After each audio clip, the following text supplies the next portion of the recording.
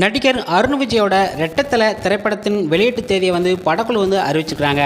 நடிகர் அருண் விஜய் இயக்குனர் கிரீஷ் திருக்குமரன் ஆகியோரின் கூட்டணியில் உருவாகியுள்ள புதிய படம் தான் ரெட்டத்தலை. இந்த படத்தோட பேரே ஒரு வித்தியாசமாக இருக்குது. அது மட்டும் இல்லாமல் இந்த படத்தில் முக்கியமான கதாபாத்திரத்தில் பல பிரபலங்கள்லாம் நடிச்சிருக்காங்க. ஆக்ஷன் த்ரில்லர் படமாக இதில் நடிகர் சித்தி இத்னானி, தன்யா ரவிச்சந்திரன், ஜான் விஜய், பாலாஜி முருகதாஸ் ஆகியோர் முக்கிய கதாபாத்திரத்தில் நடிச்சிருக்காங்க.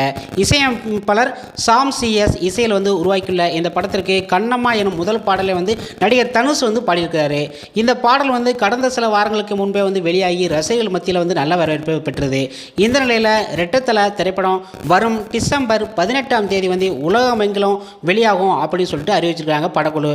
நவம்பர் 7 இதை அறிவிச்சிருக்காங்க. ஓகே நண்பர்களே, ரெட்டத்தலை அருண் விஜயோட ஒரு வித்தியாசமான ஒரு தோற்றத்தில் அருண் விஜய் நடிச்சிருக்காரு.